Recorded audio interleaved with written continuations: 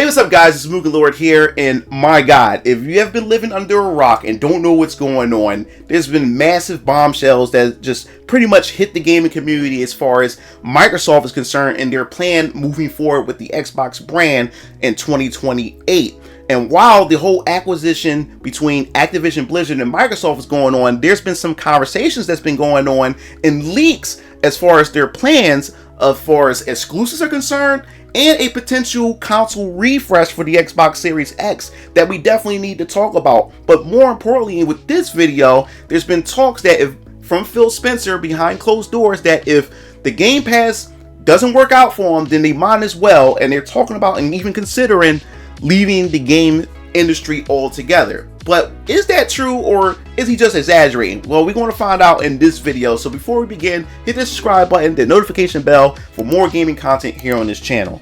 All I have to say is that, man, this whole Activision Blizzard deal has caused a lot of controversy within the gaming space, especially the console fanboys going back and forth. You know, if Sony can do it and Sony been paying developers to keep games off the platform, then why can't Microsoft acquire this company? It's just so much been going on. But Microsoft had to prove to the courts, the FTC and everybody else, that in fact that this is more beneficial to the gaming industry, and in fact that it won't have any real harming or damning effect on Sony if they acquire this. And Sony came out talking about, said no, you know, them getting Call of Duty, that's just damaging, and just them buying the studio altogether to get all those IPs is not going to be good for the industry. So there's a lot of back and forth. So for Microsoft to prove their point, they also had to pretty much reveal their hand, and we haven't really gotten full details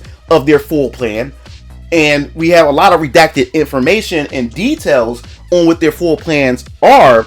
But recently, some new information had, I guess, leaked and surfaced about their future going in 2028, and it has a lot of people questioning Microsoft's real motives, especially with Phil Spencer's idea of acquiring more companies, more specifically 2 companies, which we'll definitely talk about in a separate video. So stay tuned for that. And you won't believe the company that they're trying to acquire and still trying to force themselves on in order to try to grab. So we definitely want to get into that in a later video. But in this video, I want to talk about the Game Pass, because there's a lot of journalist outlets that's been reporting and saying that Phil Spencer said in a meeting that if Game Pass doesn't do too well, that they will pretty much just leave the gaming space. And we will cover it in this article right here, because I think this is something pretty interesting, because this is something, as far as the Game Pass is concerned, that Microsoft is really heavily invested in. They really trying to push this. So it's from the WCCF Tech. It says Microsoft may exit gaming business if Game Pass subscribers off consoles don't increase enough by 2027. Just off of that, they're not really getting this increase from Game Pass. So I digress. We're going to move on. So it says Microsoft Gaming CEO Phil Spencer made some remarkable statements on a potential exit from the gaming business. The quotes are extracted from an investigation hearing conducted as part of the Federal Trade Commission's investigation into Microsoft's acquisition of Activision Blizzard. So the document has been released today, revealing plenty of interesting information, including a detailed Bethesda games release schedule from 2020. Now, what you guys don't know, or if you guys don't know at all, that they also revealed that Bethesda Elder Scrolls 6 is going to be exclusive to the Microsoft ecosystem, to the Microsoft console. And as a lot of Sony fans really upset about that they will never be able to get Elder Scrolls 6 on the current gen hardware. And I don't know why people are surprised. You don't spend over $60 billion on a studio and then say, you know, yeah, guys, you know, I'll still let my competitors still reap the benefits of having those titles on their platform. It just sounds stupid. It's delusional if you really believe that Microsoft wasn't going to keep that in-house and keep that exclusive to their ecosystem. But I digress. So it says, in this article, we'll just be focusing on Spencer's remark on the future of Microsoft gaming business. See, there's so much information that you have to section this stuff off, which I'm going to do with this whole entire leak. So it says FTC lawyer James Weingarten put the following internal Xbox Game Pass slide in front of Spencer, asking him whether he agreed with the projections that showed the subscription service surpassing 100 million users between fiscal year 29 and fiscal year 30. So largely due to the increase in the PC and the cloud market. So as you see here, you see what we have. You have the blue, which is the cloud first gamers, and then you have the light green, which is the PC first gamers, and then you have the console first and multi-device gamers, which is the dark green that represents the Xbox Series X platform, as you see. So then it says that Spencer said in no uncertain terms that Microsoft could exit the gaming business if the projections became a reality. Microsoft needs the light green and blue segments, which is the PC and cloud, as you can see right here. They really need to see those numbers up. That's what they definitely need to see. They said it has to get much larger and much faster by fiscal year of 27, or it could opt out of the business altogether. See, this is where their investment is at. Their investment is getting more PC gamers and more of the cloud services up. This is what they want, because as I said before, they're thinking into the future. They're thinking about this all digital gaming era. In order for them to capitalize and have a grip on that digital era, they have to get more PC gamers and cloud gamers to log into their service. That's what they're trying to get. We already had the console first high, but they want to get there higher. But the question is that reality? Is that even possible? So as I digress, so it says, I do not believe that this is what the future of Xbox business would look like. This is a presentation from our devices organizations to the gaming leadership team. So this is the view from the team that is charting and with chartered with building our hardware on what the future business would look like. I can fairly safely say that if we do not make more progress than this off of console, we would exit the gaming business. If this were the outcome, I do not believe we still be in the business. A majority of our customers are found off of our own hardware. I would hope that by earlier of 2030, so when you ask me if I agree with this chart, that the light green and blue, depending on what colors you see, there would have to be much larger, much earlier. I would say by fiscal year 26 or 27 that we should be in that position, or we have to make a different decision with the business. So as you can see right here, in my personal opinion, I don't think they're going anywhere. If the Game Pass thing doesn't work out, they would just have to switch gears and come up with a whole different business strategy. So as we continue, it says, now there's a reason to believe Phil Spencer may have exaggerated a bit, which I think so in my personal opinion. Microsoft stressed throughout the whole FTC investigation and later in federal court that the acquisition of Activision Blizzard was critical to its plan to grow the mobile and cloud markets. Otherwise, it might as well exit the business. And that's the thing.